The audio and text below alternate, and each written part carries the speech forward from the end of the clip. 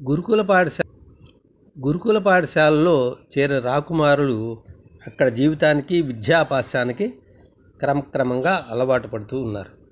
విద్యతో పాటు విజ్ఞానం కూడా అభ్యసిస్తున్నారు. ఆ రోజు ముగ్గురు రాజకుమారులు కాలకృత్యాలు ముగించుకొని జంతువులకు మేత వేసి వచ్చి క్రితంలో నేర్చుకునేటువంటి పాఠాలను వల్లివేస్తున్నారు. ఈ లోపల అక్కడికి విష్ణు శర్మ వచ్చారు. వారితో విష్ణు శర్మ, రాజకుమారులారా,